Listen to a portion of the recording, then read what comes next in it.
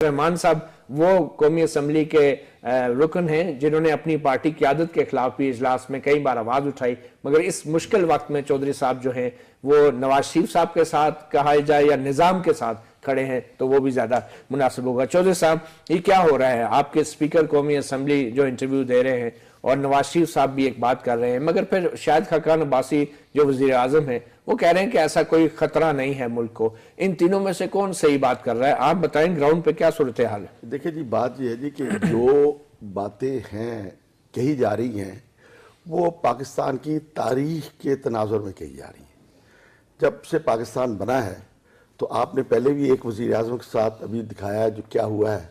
मैं उससे पहले जो लियाकत अली ख़ान जब शहीद हो गए, मैं उनकी शहादत के वाक़यात की तफसील तो नहीं बता सकता क्योंकि वो उनकी तो जो तफ्तीश थी वो उनको पता नहीं क्या बना और पता ही नहीं चला कि वो किस तरह शहीद हो गए। लेकिन उसके बाद ख्वाजा नाज़मुद्दीन साहब के साथ जो भी थी वो मैंने उनके मुंह से सुनी हुई है।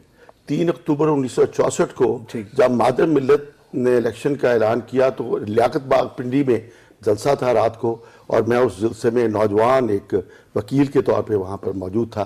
मैंने ख्वाजा नाज़मुद्दीन साहब के मुंह से सुना है। उसके तकरीबन 1.5 माह बाद उनकी फिर वफात हो गई। तो क्या सुना आपने? उन्होंने ये कहा कि मैंने कॉन्स्टिट्यूंट असम्बली से चंद दिन पहले वोट ऑफ कॉन्फिडेंस लिया था और उसके चंद दिन बाद अयूब खान जो कमांडर चीफ थे और सिकंदर मिर्जा डिफेंस सेक्रेटरी थे, इन्होंने एक साजिश करके सिकंदर मिर्जा के साथ गुलाम अहमद के साथ गुलाम अहमद के साथ मुझे डिसमिस कर मगर दिया। तो ये वो तारीख है पाकिस्तान की, ये कोई नई चीज नहीं है। तो हम जो सियासी कारकुन हैं आज भी वही साजिश हो रही है? नहीं, हम ये साजिशें उस वक्त से चल रही हैं।